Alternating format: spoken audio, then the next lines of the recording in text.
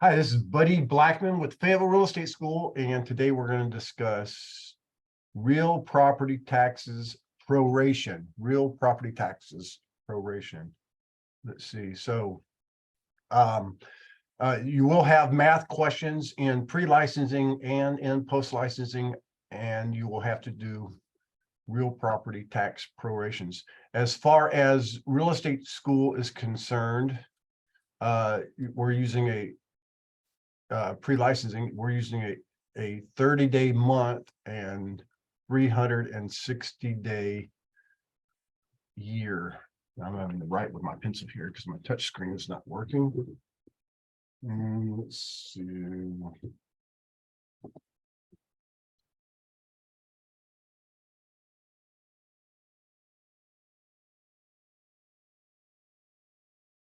All right. And so 30-day, 360. Property taxes run, real property taxes run from January the 1st through the entire year to December 30th, as far as real estate school. In real life, of course, December 31st. Real taxes run for the entire year. Real property taxes.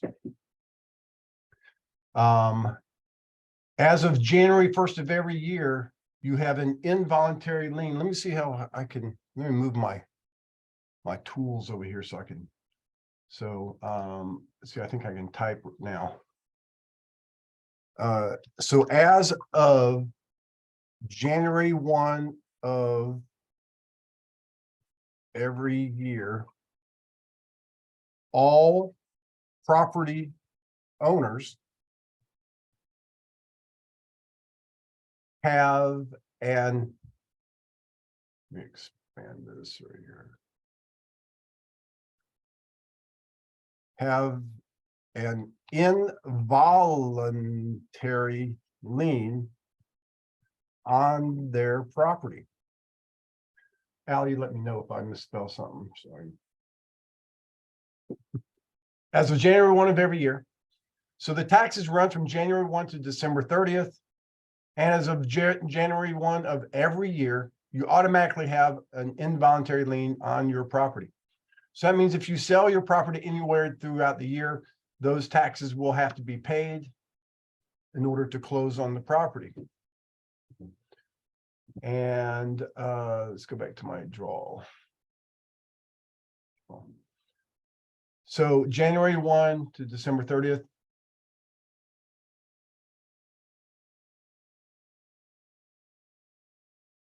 And we say that the bill comes out, the tax bill actually comes out September 1st.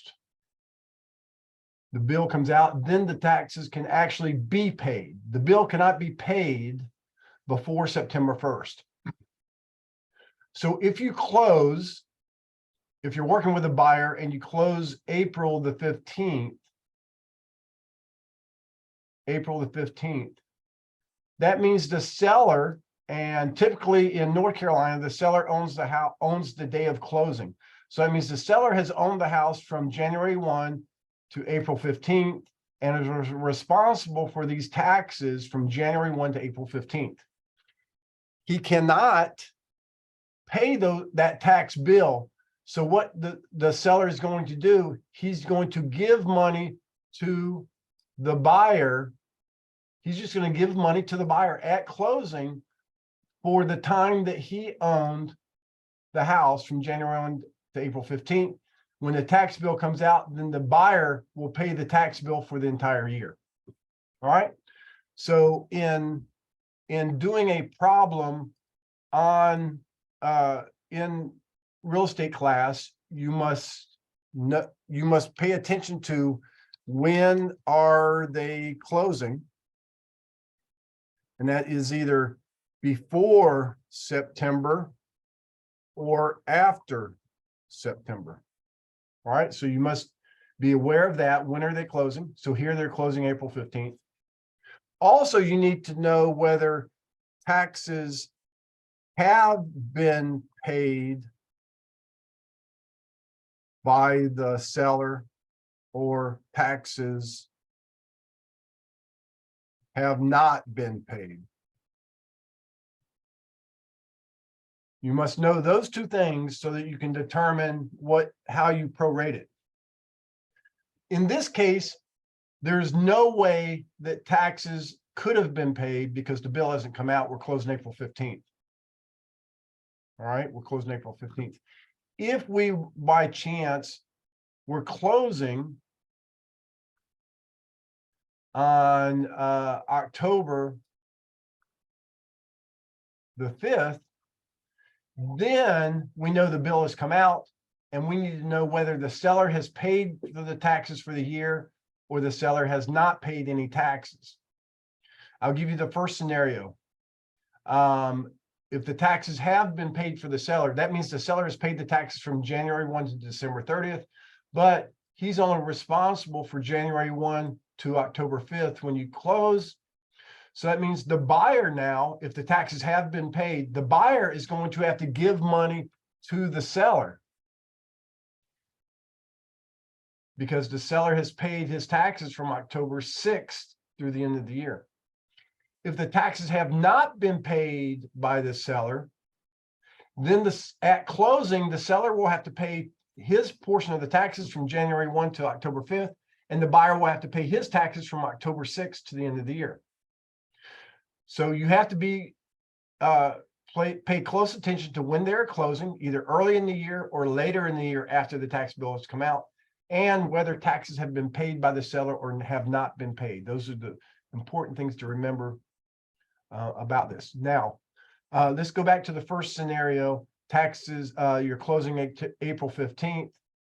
So in this case, we're going to debit the seller for this amount and credit the buyer, not pay the taxes, but credit the buyer. In other words, give money to the buyer. So we're going to debit the seller, credit the buyer. In the second scenario, taxes have been paid by the seller and we're closing October 5th. The seller has paid the entire year. So now we're going to debit the buyer and credit the seller because the buyer is giving money back to the seller.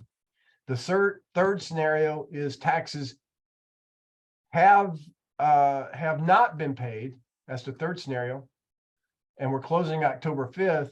So now we're going to debit the seller for his portion and we're going to debit the buyer because that money is not going to either one. It's going to the tax man. So we're going to debit the seller and debit the buyer. And so you need to know that. Remember, the test is multiple choice. So in these scenarios, you need to know whether you're debiting or crediting the buyer or the seller and how much. All right, we're going to talk about how much right now. So I'm going to clear this off and let's do an example here. So I'll give you a sample of what a question might look like.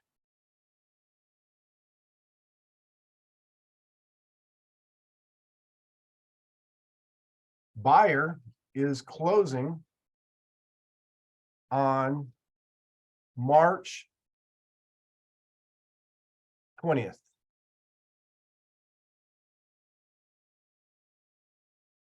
Seller owns the date of closing.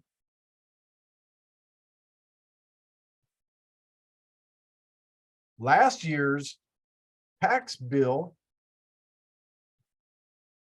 was $2,750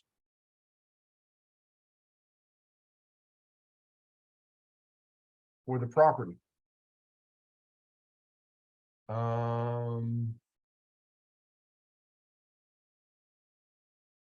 And that's all we actually need to know in order to do the calculation, right? So we're closing March 20th. Seller owns the day of closing. And last year's tax bill was $2,750. So we don't need to know how much the property sold for. That may be in the question. We don't need any of that. This is all we need, I believe, to do this tax proration for closing. Now, again, we're closing early in the year. So the tax bill actually hasn't come out for this year that we're closing in. So the attorney will use last year's tax bill to calculate the proration. All right, this is a very important fact that you should know. The attorney, if we're closing early in the year, the attorney will use last year's tax bill for the proration. And the first thing we always do is calculate the seller's portion first. We're going to calculate the seller's portion first. And we do that. So our first step is calculate how many days the seller will own the home. How many days the seller will own the home. Remember, the seller owns the day of closing. And remember, 30-day month and 360-day year. All right. So what we're going to do is we're going to say March is the third month. So January, February, we have 2 full months before March, 30 days in a month. So 30 times 2. So that's 60 days plus 60 days plus the 20 days for March. The seller owns the day of closing. So the seller owns the 20 days. So plus the 20 days for March. So the seller owns the home for a total of 80 days. All right. We don't care how much the buyer, we're going to calculate the seller first, 80 days. 80 days the seller owns the home. Now we just need to figure out a daily amount for the taxes. So we're going to take the 2,500 yearly amount for the property taxes and divide it by what, Brandy? 360. That's correct. We're going to divide it by 360 to get a daily amount for the taxes. And we're going to leave that. Let's take a calculator right now. 2,750 divided by 360 gives us a daily amount of 7.63888888. Leave all those decimal places in your calculator. All right, so that's going to give us 7.63 is what my calculator is showing. Leave all those decimal places in there. Multiply that by the 80 days. So we're going to leave all those decimal places in there, multiply that by 80 days. And now we come up with a bunch of more decimal places, but that equals 611.1111111. We're going to round that up to 2. So this is the amount that the seller owes for taxes at closing.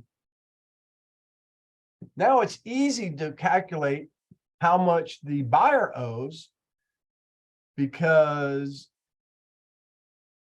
well, we don't even need to calculate because remember, we're here in this problem, we're closing on March 20th early in the year. So the seller just has to take that amount and give it to the buyer. So we are going to seller debit the 61112, buyer credit 61112. All right, so that would be your answer. Seller debit 61112, buyer credit 61112. We're going to give that money to the buyer. The buyer will hold on to that money, and at the end of the year, the buyer will pay the entire year's, or once the bill comes out, the buyer will pay the entire year's taxes. All right, I'm going to leave that scenario up on the screen. And let's see if I can, well, I can't do that. Well, I guess I can't copy that. So I'm just going to make a new scenario right here. Let's draw a line right here. All right, the new scenario is buyer is closing on October 20th. Again, I'm letting you know, seller owns the day of closing.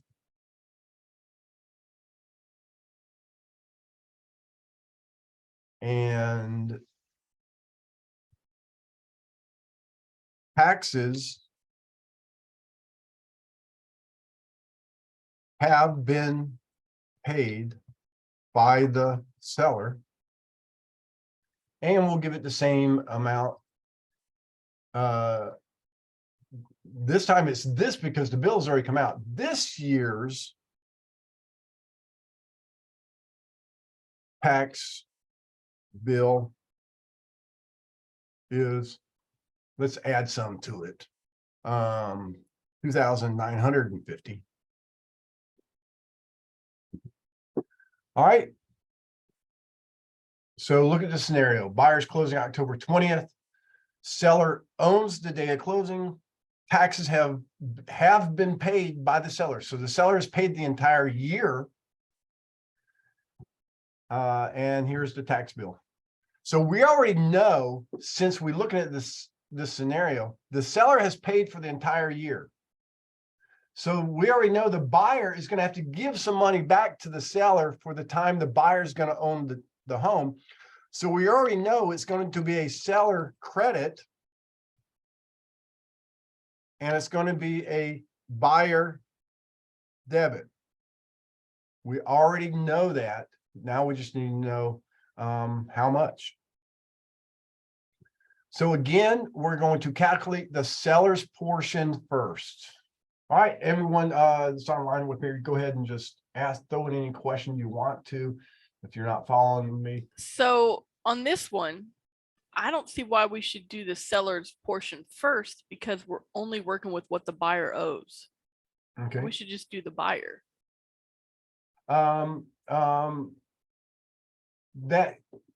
That is a good question. And in real life, though, here we're using a 360 day format, which gives every month 30 days and a year 360. In real life, it's not like that, right? February has so many days, and then so many months have 30 days, some months have 31 days, right? So in real life, you would calculate the sellers first, because maybe you're including those months that only have 31 days or 30 days or 28 days or anything like that. So you would calculate it based on that. Then you would subtract that from the total amount, and the buyer would owe the rest, right? So on using the 3360 day, you could actually cheat and use the seller's portion or the buyer's portion only and come up with the same answer, because we're using the same months and stuff for every month, same days for every month. But in real life scenario, you should do it this way. So that's why I'm teaching it this way. That way in real life, you'll know that you do it this way. Does it help you any? Yep. Thank you for that input there.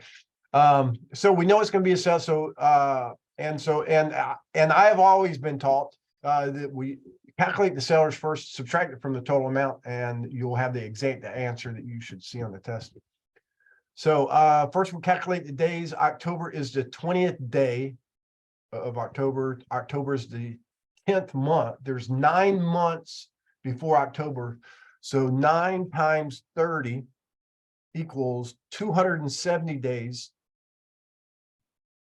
plus the 20 days for October equals 290 days total seller. All right, everybody follow me? 290 days total for the seller. Now we're going to calculate the tax amount. We're going to take the 2,950, just like Brandy told us a minute ago, and divide that by 360 to get a daily amount. That will give us taxes. That will give us the daily tax amount. And we're going to leave all those decimal places in our calculator. So 2950 divided by 360 equals 8.1944444 something. Leave all those decimal places in there. Multiply that by the 290 days. And that will equal how much the seller owes. So we're going to multiply that by 290. That equals 2376.388888. We're going to round that up to 9. So that's how much the seller owes. Now, in this situation, the buyer has to give back money. So how much does he have to give back? We're going to take the total tax amount of $29.50 minus the amount the seller owes, $2376.39, and that will give us how much the buyer has to give the seller. 570. Let's try that again. 2950 minus 2376.39 and equals 573.61. All right, so it'd be a seller credit of 573.61, a buyer debit of 573.61.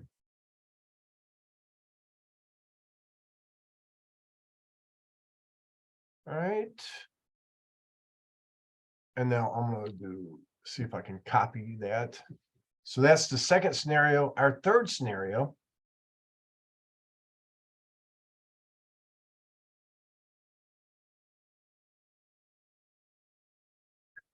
Buyer taxes have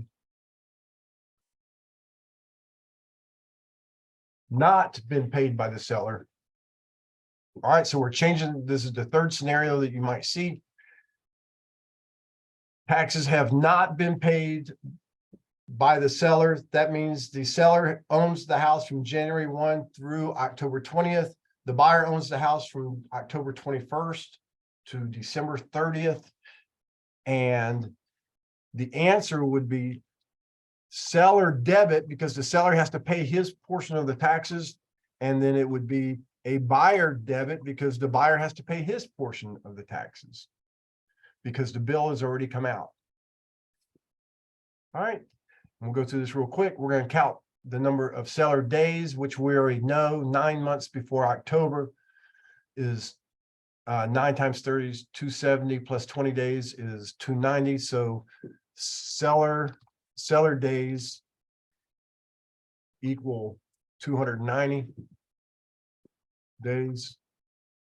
And again, we're calculating the sellers first. So then we're going to take the 2950, which is the tax bill, divided by 360. And that would equal the daily amount for taxes. Then we're going to multiply that times the 290 days, which is the seller. And that would equal seller's portion of taxes to be paid. Then we're going to subtract the total taxes from the seller's portion of taxes, and that would equal the amount of taxes that the buyer must pay at closing. We would be subtracting the seller's portion from the total. So those two swapped. Okay, But yeah, thank you for that. So subtract the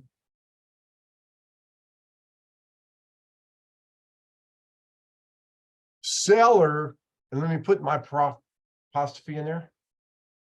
Portion.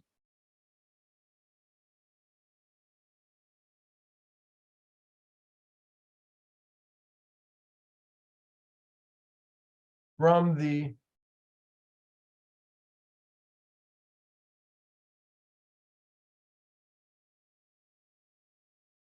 total portion of total taxes, right? Yeah. Is that better, Ally? Thank you. Mhm. Subtract the seller's portion of the taxes from the total of taxes equals the amount of taxes that the buyer must pay at closing. All right, so these are the three scenarios that you'll see, and there's the calculations on how to do it. It's not really that hard, is it, Ally? No. No, it's fun. Yeah.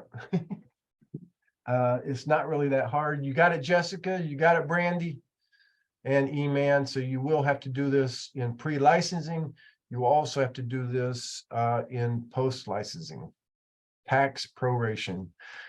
Thank you for watching and being with us on this video.